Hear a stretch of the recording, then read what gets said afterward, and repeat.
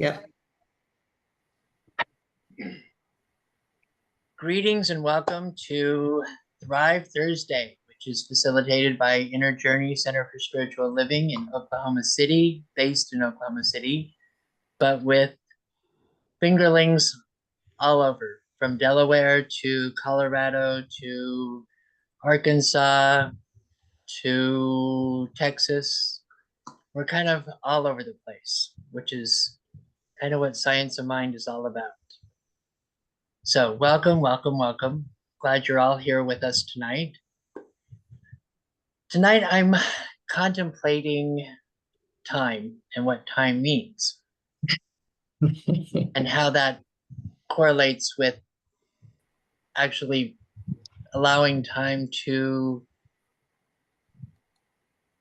be in control while it's completely out of our control.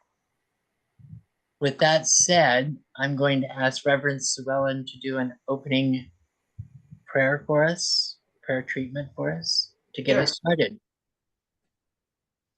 So I take a breath, because breathing is always good. But when I take a breath and stop, it allows me to connect with that place within me where God resides. I'm God of my. When I stop and take a breath, it centers my mind to realize that God is right where I am. And so I take a breath. Feel that divine power that created absolutely everything, that goes through everything that it created. Feel that power move through me in this moment.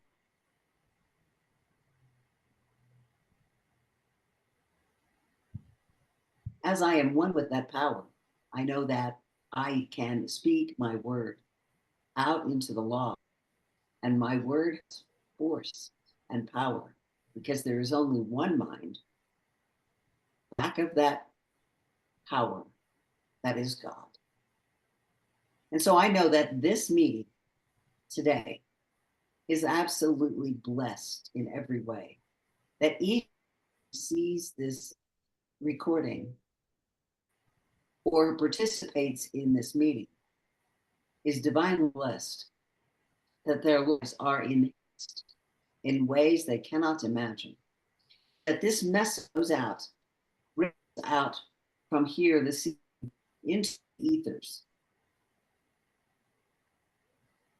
touching people than estimate that it can, will, or does reach far beyond our imagination, because God's in.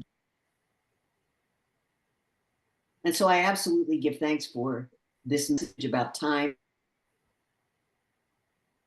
as I release this prayer into the law that says yes to my word, knowing it is complete and done here and now is all there is. And so together we say, and so it is. So it is. So it is. So it is. Thank you, Reverend Suellen. I appreciate that. I think we all appreciate that. Absolutely. Just for everyone who's seeing this, besides those that are actually live on this recorded meeting, anybody that you see on this meeting is absolutely available to do prayer treatments with you. So if you reach out through Inner Journey's website or Facebook page or through our audio connection that Reverend Lynn puts up on YouTube, you can get somebody and we will and can pray with you at just anytime. That said, we're going to carry on with our topic of time. So I'm going to start with, I have an amazing husband. And I keep saying you can't buy more time, you can't buy time. And even though he has like this amazing collection, not sure you can see it, of all these beautiful different watches, because it's his obsession. I used a prop tonight of his watch collection. This is about half of them, but he does wear them. And I keep telling him that even though he's bought all these timepieces, it doesn't always add more time to the day or to get things done. And we were discussing this jokingly the other day, and he's like, it's too bad that as human beings, when we know we're done with life, as some people get to that point when they get older, especially, that you can't donate time, your own personal life expectancy time, to somebody else that still has things to do when you're done, but you can't donate your life left to somebody else. I was like, that's a very interesting concept. Of course, we all know it's not, we can't figure out how to do that yet. And they probably never will, because as we all know, that when your time is up, your time is up, and we never know when that's going to be, because in the blink of an eye, somebody can be gone from this plane of experience and existence in this life form. And that's okay. That's just part of nature and the way it's designed. We are born and we know the inevitable will be we will die at some point and cease to exist in human form. The beautiful thing that I like to look at, and that I've come to embrace fully over the last 15 years, give or take, is that our spirits never cease to exist. The concept that we just stop and there's nothing more after that, for me, just never made sense. But also the idea that we live our entire lives just to be rewarded or to go to a place, hell, for lack of better terminology, heaven or hell, never really sat well with me either.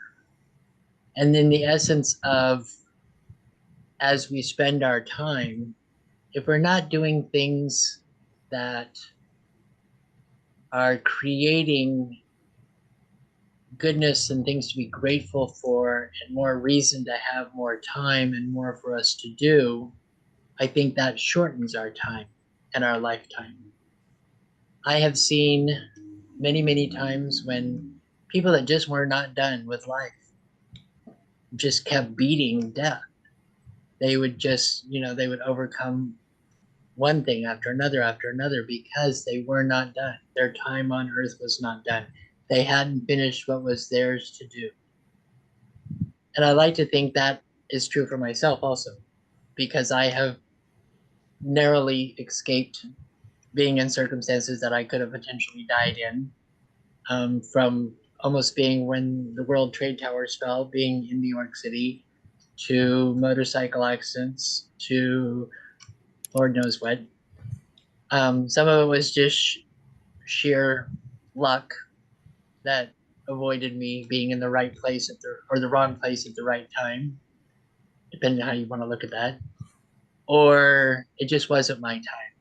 And my mother used to always say that, because in her lifetime, there was a few things that had happened that were pretty monumental, from earthquakes and volcano explosions and that type of things in Yellowstone Park, that she just missed it by a few days or a week or whatever. And she always just wrote on the idea that when it's my time to go, I'll go. Before then, I have things to do and I've got to keep busy and do those things I'm supposed to be doing. So that carries me into the next conversation, or part of this conversation, and that is, what are we supposed to be doing? I mean, everybody's got something they're supposed to be doing, right? Whether it's involves what you do as your work, whether you're a nurse or a doctor or a mechanic and you're fixing people's cars, building people's houses, whatever it is. What is the thing that brings joy to you to be doing? Where is your passion? What are you passionate about? And does that correlate with what your job is and what you do day in and day out? And if it doesn't, why not? I mean, if you're going to work day after day and you hate it, why are you doing it? I mean, some people, of course, will say, well, I need the money. Okay, well, that may be the case, but there's other ways of making money that are more in line with what your passion is, one way or another. For example, I have a friend who is getting up there in age now. She's more than past her senior years in retirement and all that, but she has wanted to be an actress and a star her whole life. And she has gotten bit parts and commercials and things like that, but she never quite achieved her goals. And a few years ago, she started redirecting her thoughts on, okay, I want to be a star, but it doesn't necessarily have to be in front of the camera. So she started developing screenplays and on stage theater type stuff.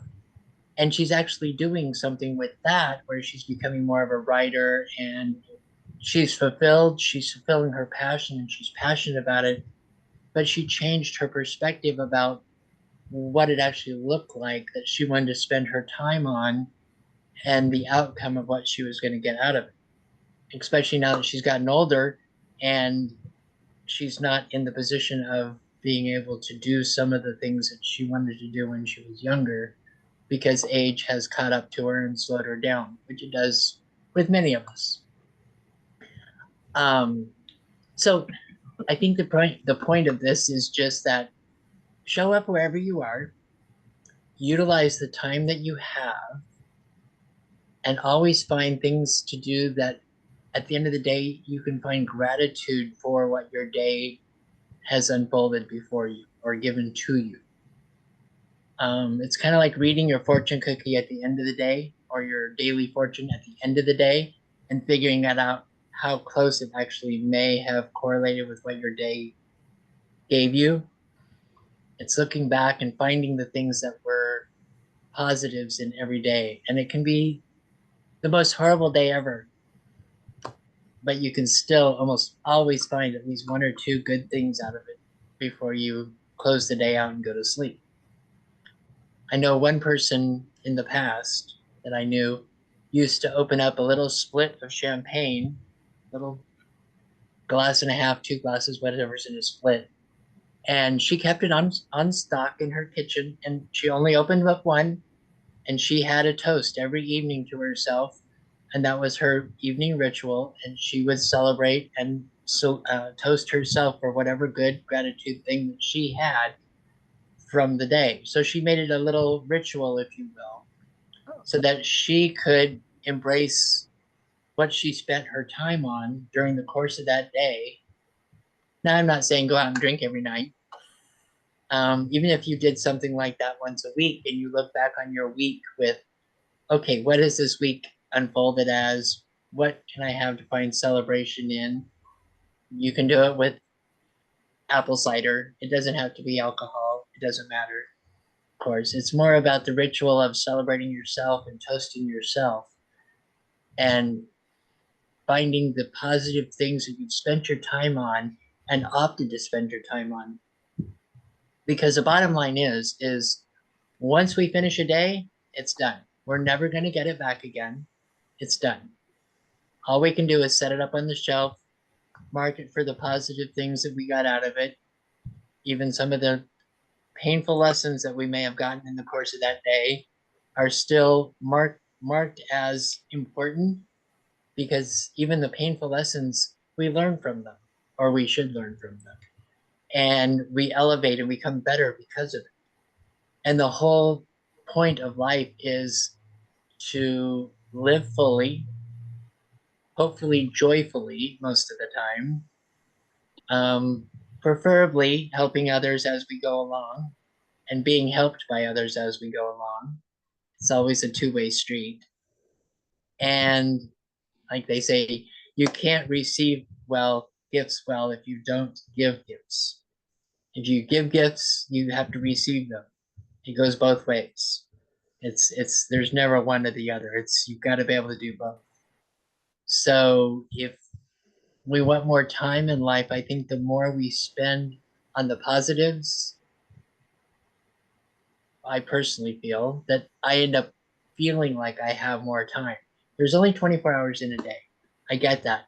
But there are days when I feel like I've gotten the work of 3 days done. I feel like my day has been just so full and rich and rewarding that I've just like maximized all of my time. And it's just when it lines up, it's just like boom, boom, boom, boom, boom. And it's perfect. And I've gotten all this stuff done. And I look back on my day and I'm like, wow, I actually accomplished so much today. And those are the days that I focus on, because I really have. I've created more time in that 24-hour period of time, and it hasn't gotten any longer. Yet it seems like just because of the way everything laid out and my joyful nature or my happiness or my expectations of everything working out for the best have kicked in. And you truly, when you tune into this and you watch for it, you'll see it happen. And you'll be like, oh, yeah, okay, I get it. I see it. And it's kind of like manifesting. When you focus on something and you put the thought out there, and then you do things that put you in a position of seeing what it is that you're trying to manifest, whether it's a prime parking spot when you're going somewhere where you expect it to be busy and there's no parking. That's usually an easier one to go for. Or you want something bigger, a new car or a different car or whatever it happens to be, or more, even more happiness, or it can be anything. It doesn't have to be tangible. But when you're trying to manifest something and you spend your time in the place of embracing it and watching for it and have this expectation with hope and knowing it's coming and it's arriving and it's there for you and it's going to show up, the manifesting comes, and it happens so fast sometimes. It just blows you away. I've had this personally happen to me, and I have people that are on this call that have witnessed it, and it's just like, wow. And to this day, and I've been a practitioner of religious science for over a decade, and now I'm retired, but I still, of course, do it because it's something you never stop doing. But just this last couple of days, within the last 2 weeks, I've just like blown myself away again, and I'm like, it still amazes me how it works.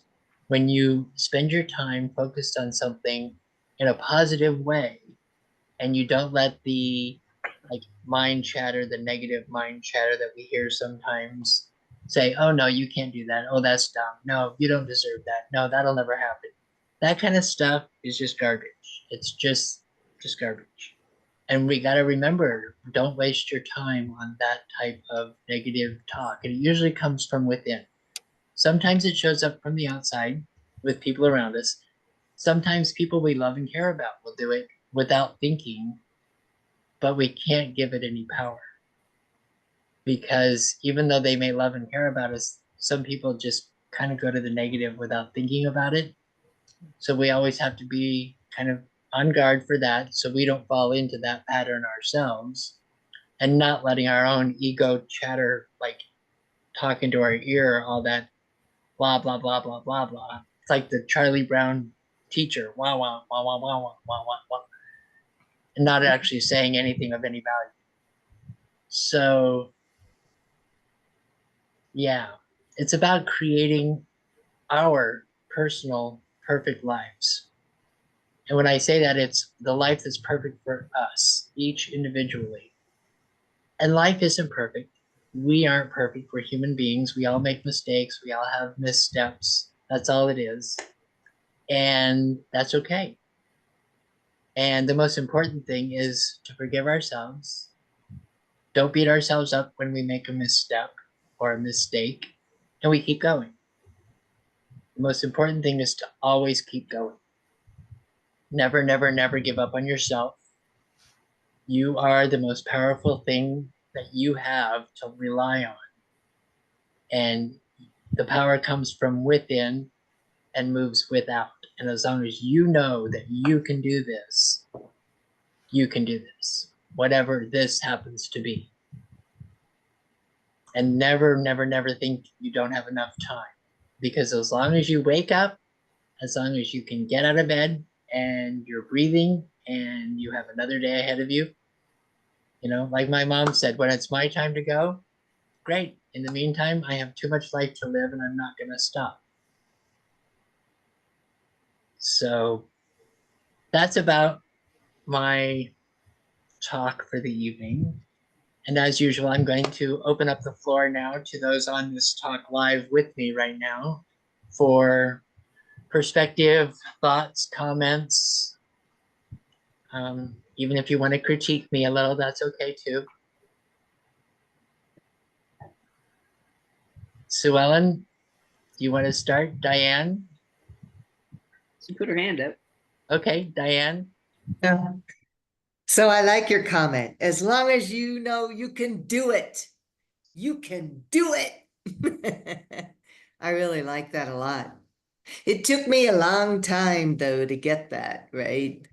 It took me a long time and in my life and I would start with little small things in many aspects of my life in the workforce as well as in my personal life in the outdoors. And then in the earlier part of my life, I always thought that the knowing that I could do something was solely me. It was just me in my own limits, right? And then when I discovered science of mind and grew to first understand oneness and that in God all things are possible, but to again first understand my oneness with the greater power and how the greater power is in me, the knowing of that I can do something, it got bigger. It got broader, it got deeper, it got larger because it wasn't just me, right?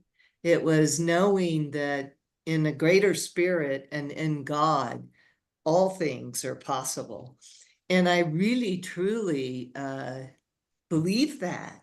And it was and still is a factor.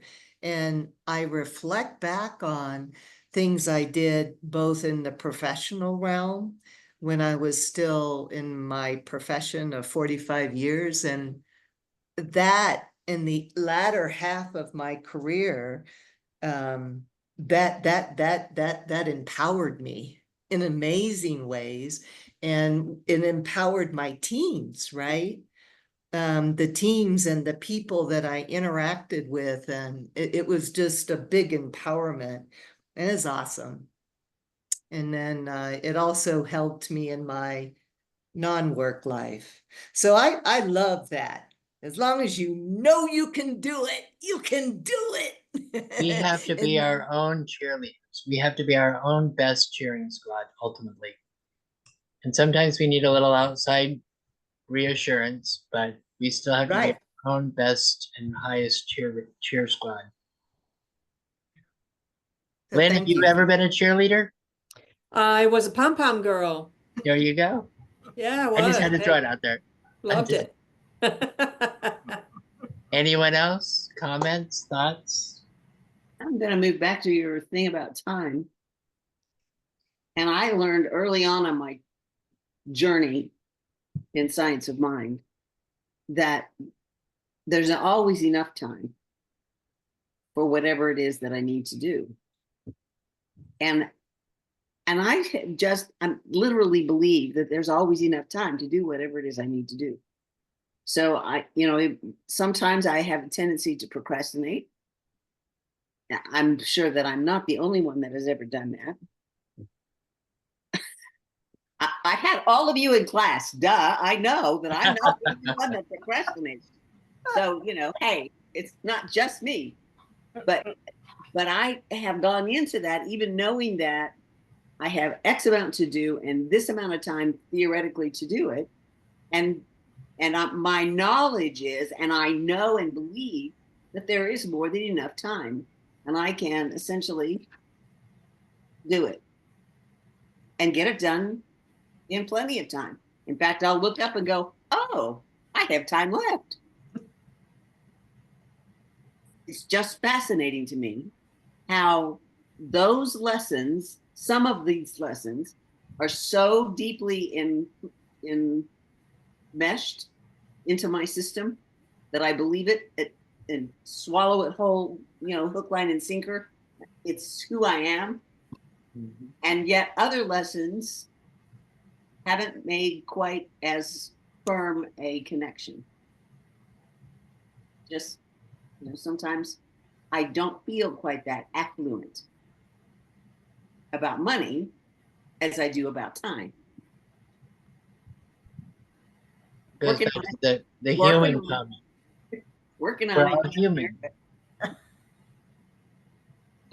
Just saying that it's not always. That's what I'm working for. Is to make that connection, that deep knowledge in every area of my life, not just time. Time I've got figured out. But we all make missteps no matter how good we get at this stuff. We're all human.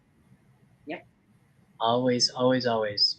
Right, right. So I was very motivated about my talk there.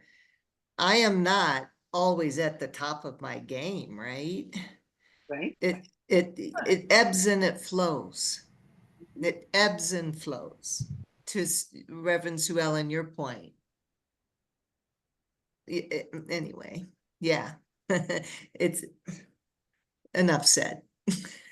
Yeah. Mary Lee, that you look like you want to say something.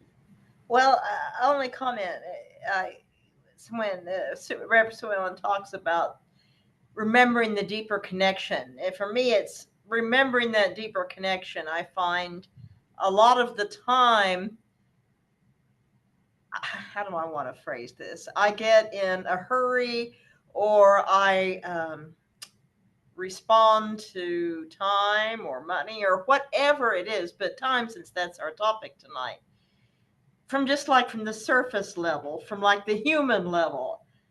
And as it turned out, either it didn't matter. I mean, there was time left over, as Reb Sue Ellen has pointed out, or something didn't materialize, or nobody was that impatient about it, or as much as my ego mind thought they'd be, and there would have been perfect amount of time.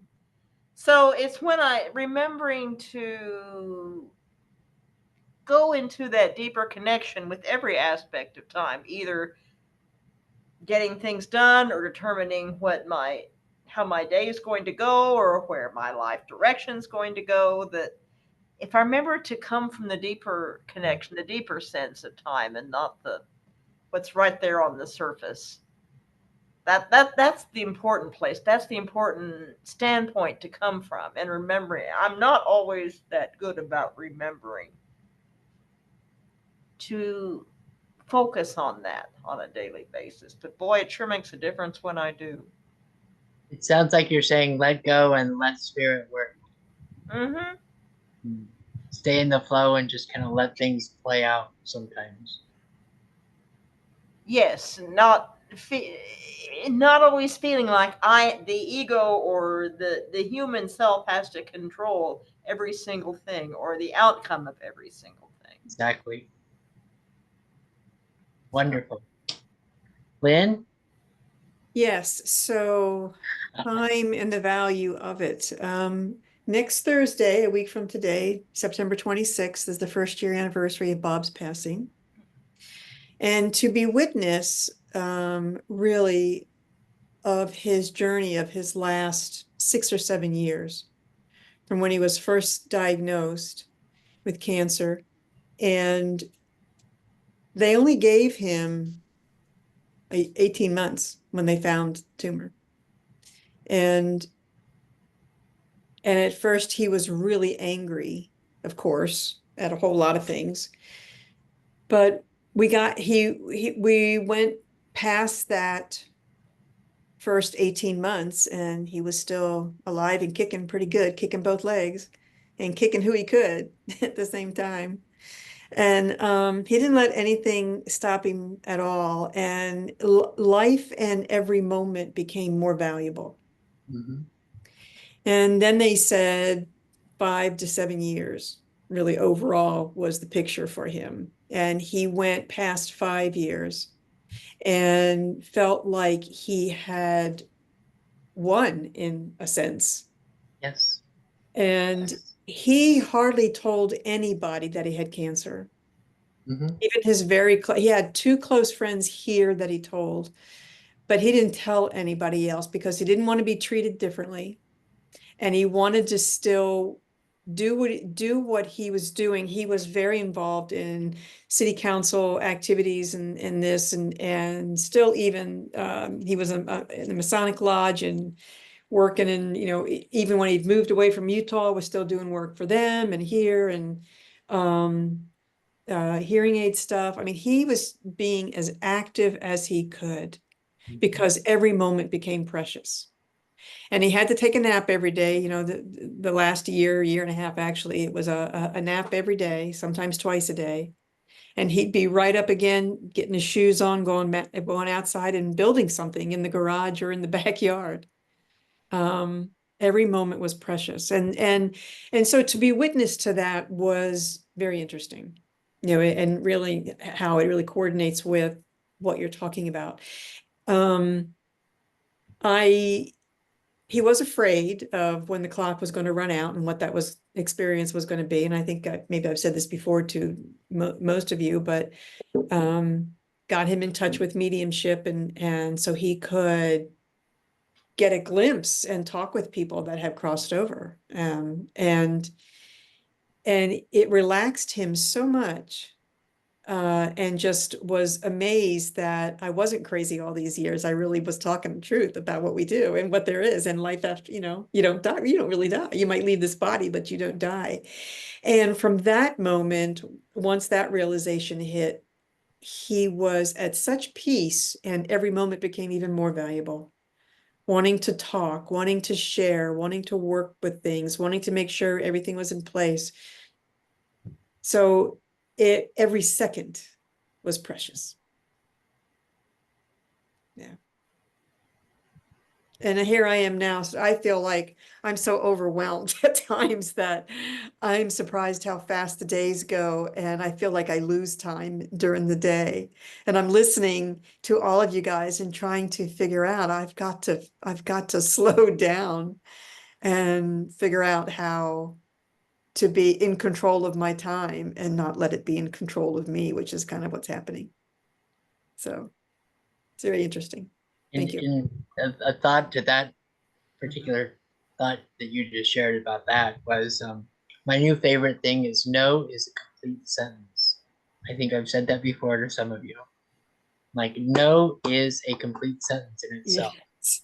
Yes. And in most cases, you don't need to follow it with an excuse or anything else. It's just if you don't have the time, just no, I can't do this. This is not, I can do it, but I choose not to do this. Or if it's not speaking to you to do. Right. It's like when somebody asks you for something and it's just not something you are comfortable doing or don't have the time to do or just simply don't want to do. No is a complete sentence. You owe nobody an explanation or excuse as to why you can't or don't want to do something, or you don't have the time for it, or you're just overwhelmed with other things in life that you just don't have time for whatever it is. Yeah, you're right. Yep. So, I'm spending precious time next weekend by going to Pensacola with the kids and their kids and having a little celebration. And that will be very precious. Mm-hmm. so just as an aside, was Bob cremated? Yes. And did you already spread ashes or no? Or We'll do it next weekend in the Gulf of Mexico. I had a feeling. That's why I asked. I was like, up, you're out. That's usually about the time people will do that kind of thing. So Yeah, you know, my boys are like oil and water. I mean, they would do anything for each other, but they're not, or you know, they don't really rub shoulders very well. And I think I've laughed over the past couple days because I know Bob did this on purpose. I want the boys and everybody to be down in Florida having a good time. You make sure they have a good time and celebrate. It's like I insist that you have fun. Yeah. So it'll be good. It'll be good. Oh, yeah. So great conversation. Thank you all for sharing your thoughts. And I appreciate that very much. So now I want to move into just a little period of guided meditation and personal reflection, if you will. Just get comfortable. Feel your feet on the ground. Know that you're perfectly safe and grounded in your space and time right here where you are right now. No matter what may have gone on in the day before, we all collectively came here. Take a few deep breaths.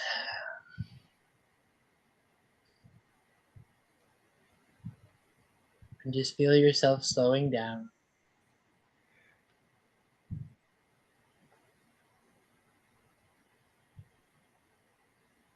And as you clear your mind, allow yourself to just generate the energy that you feel when you're in a happy place. Whether it's someplace in nature, a sandy beach by the ocean, at a lake or a pond somewhere with trees and nature all around you, an open meadow, perhaps it's a well-groomed park where nothing can like sneak up on you in the city, but it's still quiet and calm. Anywhere that fits for you, whatever is your go-to for peace, quiet, calm, perhaps even a warm bathtub filled with bubbles, candles lit, and soft music playing, wherever it may be.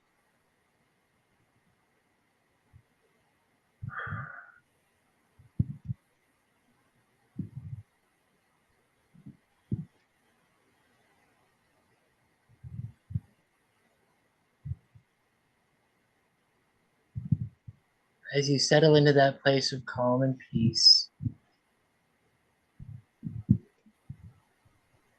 I want to bring your mind to a moment of reflection upon yourself. And just think about how often you actually take time to say thank you. Not to anyone specifically,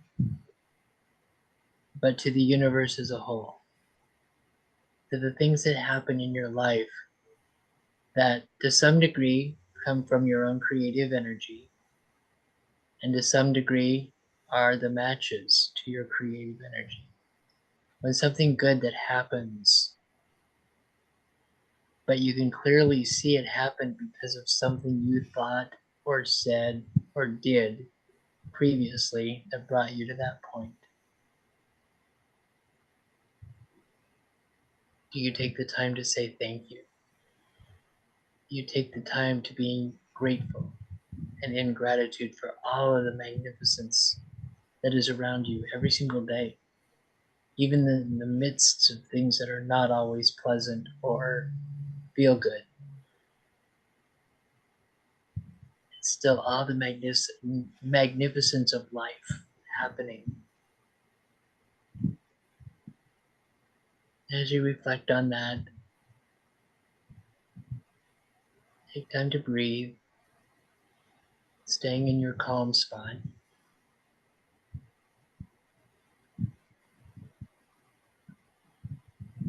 Think about all the things you have to be grateful for in life, small and large.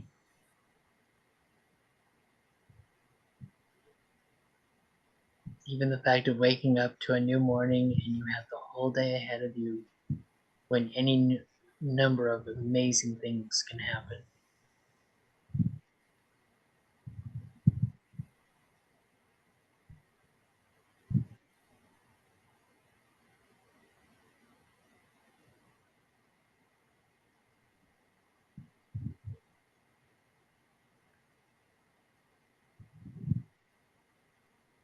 And now I want you to reflect a little bit on what you can do. What can you do to help those amazing things to show up?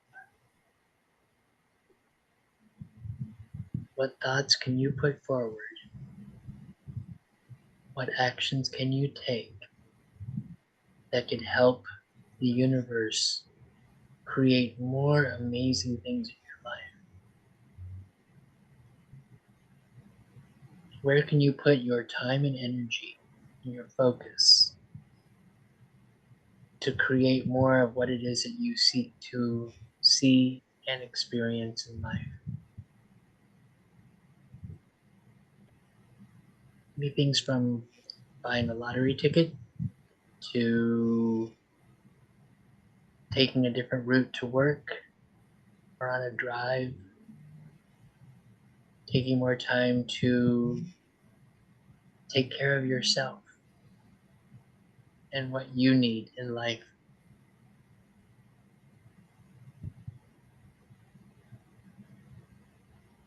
Is it more time to have fun exercise, like just going for a walk and being grateful for the simple things like the change of seasons that we don't have to do anything. Nature takes care of it for us. The ebb and flow of the tides. If you're near water that has the ocean ebb and flow of it. There's any number of things that I can think of. Take a few moments to reflect on that.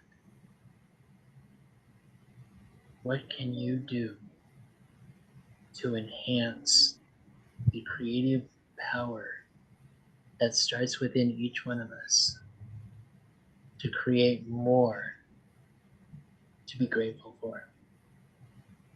Because when we are grateful and when we have an attitude of gratitude, there will always be more to be grateful that will show up. Always.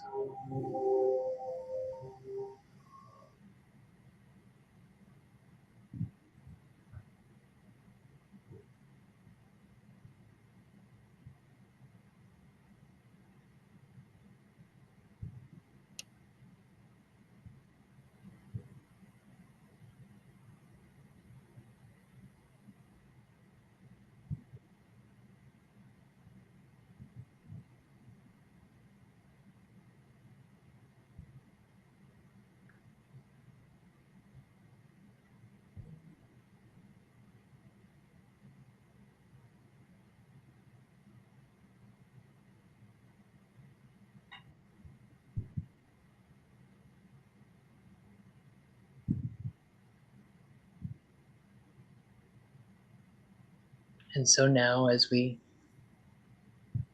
kind of filter our thoughts, we start rallying them together, knowing that when we come into our fully aware and awake state out of a meditative state or a place of calm sense of being, and we step out into the world as a whole, we can hold on to those thoughts, and those creative ideas will show up easier and will flow easier.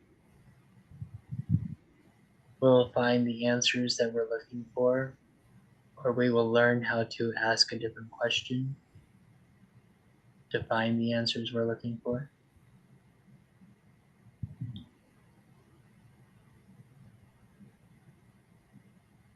And as we start to come back into the moment, taking a deep breath,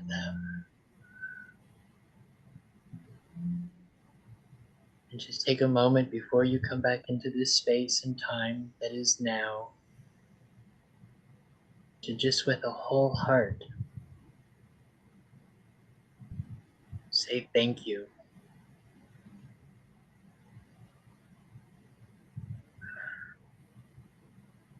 Thank you so much. Thank you, universe. Thank you for all that I have, all that I am, and all that I can be. Thank you.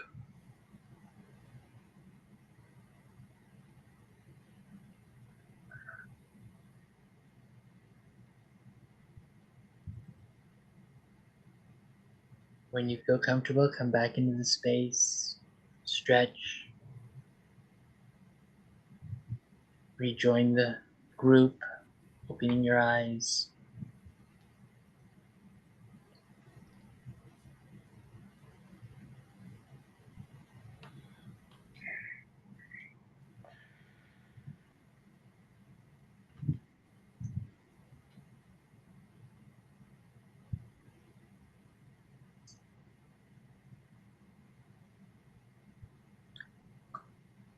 So I hope everybody enjoyed that time and had a moment to reflect on the power of time and gratitude and how they correlate together. As you all know, most of the time I do something fun. I like to make people laugh, inspire people to laugh. So I brought my little buddy to join me tonight. Oh, So, bit of a camera hog. And he wants everyone to know that he inspires love and happiness and joy. Tickle Me Elmo, of course. This particular one has lost his voice, so I have to speak for him. He wants everybody to know that if you enjoyed your time tonight, this is the number Oh, that's good. 405-337-9739 and text love for a donation. It actually counts as a tithe to Inner Journey. So Bye. That's cute. loved it. Thank you, Elmo. Thank you, Kim. Yeah, that's really good. That was great. Oh, yeah, that was great. So Thank my little guest appearance of Elmo round out our night, bring a smile to your face. And I just want to say I'm grateful for all of you that are here tonight and that may see this in the future. And for the ones that I don't know in the future, I'm still here for you. I still am speaking with you and for your benefit. So by all means, don't think you are left out of this conversation in any way, shape, or form. If you're hearing this, this is for you as well.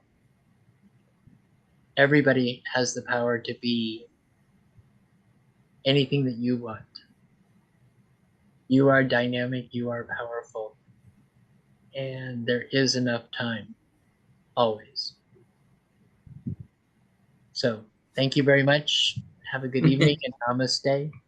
Namaste. And good luck with your move and remodeling and Thank you. your Thank you. big projects.